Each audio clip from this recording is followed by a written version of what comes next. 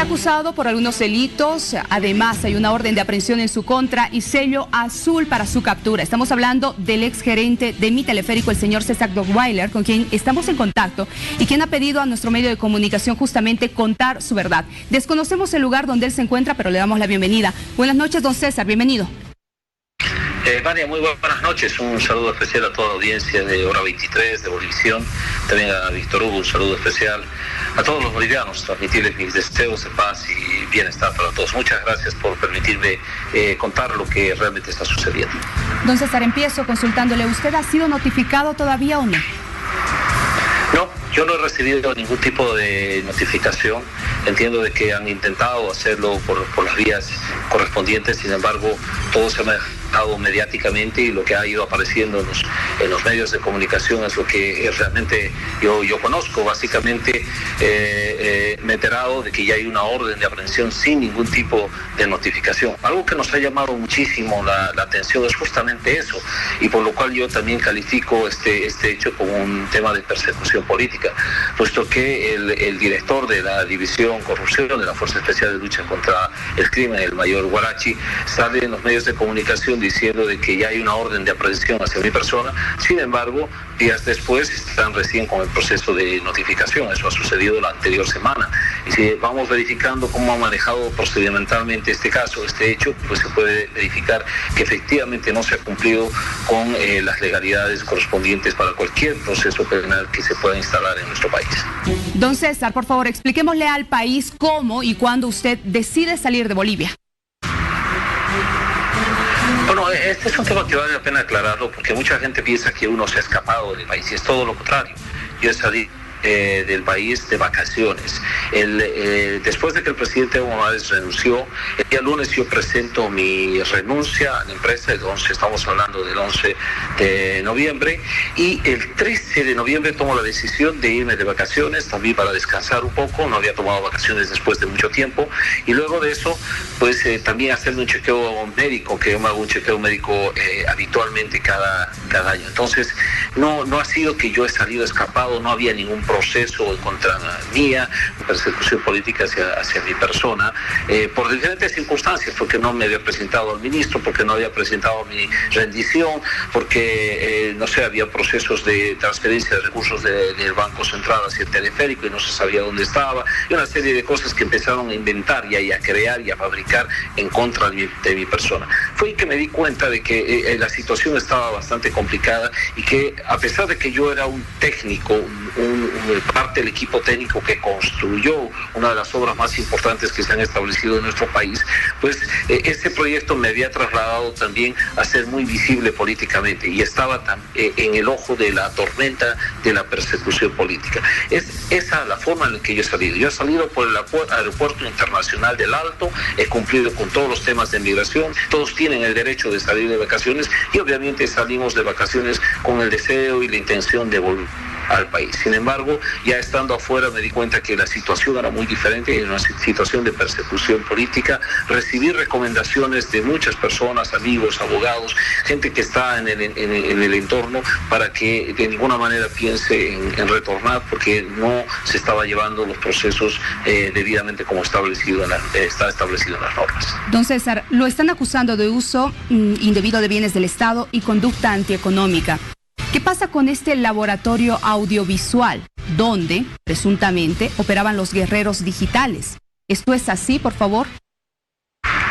Bueno, esto es muy importante de aclarar y gracias por la pregunta, Vania. Cuando va el ministro de Obras Públicas en ese entonces, el señor Yerko Núñez, al espacio del laboratorio audiovisual, y ese es el nombre que tiene lugar, sale de ahí y hace una conferencia de prensa con los medios que se habían dado cita en este lugar y dice: desde aquí operaban los guerreros digitales.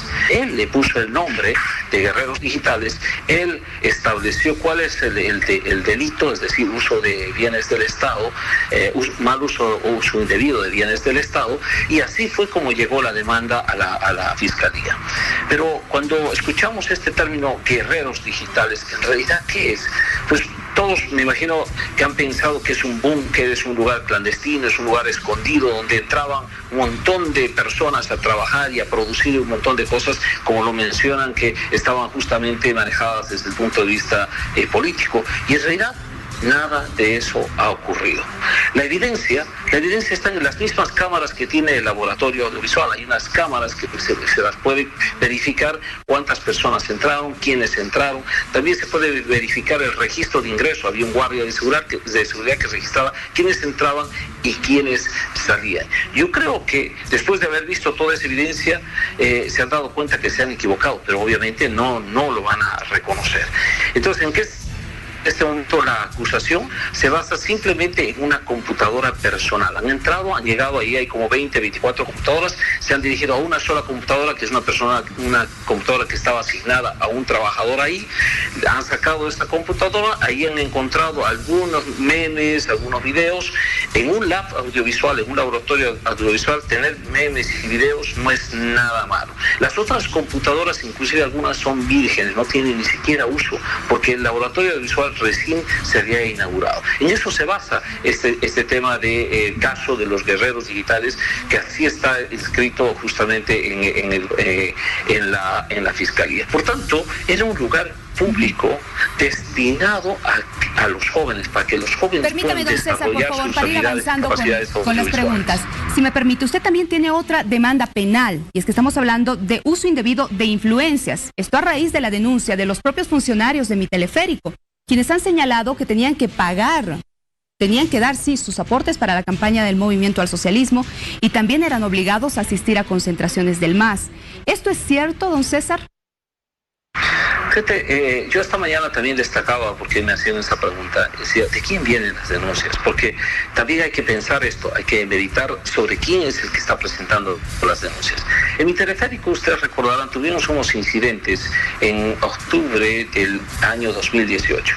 Se tomó la decisión, mucha gente se fue retirada, y esas personas que han sido retiradas han aprovechado el cuarto intermedio, llamémoslo así, este momento, para presentar ese tipo de denuncia y decir que nosotros estábamos haciendo uso indebido de influencias, extorsión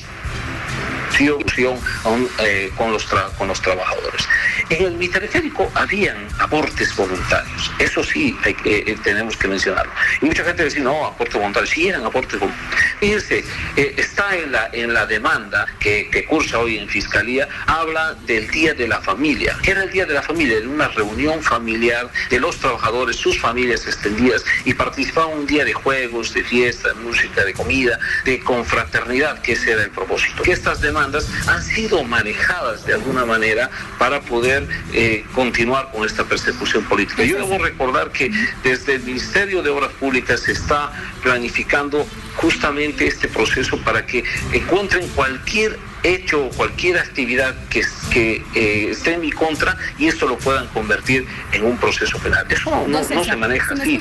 Es decir, hay instrucciones para que busquen cualquier cosa, y las cosas que encuentren las conviertan en procesos penales. Yo considero que eso sí es un tipo de persecución política. Y eso es justamente lo que quiero hablar. Al declararse usted un perseguido político, ¿significa que no va a presentarse ante la justicia del país? ¿Cómo se va a defender? ¿Lo hará desde el exterior?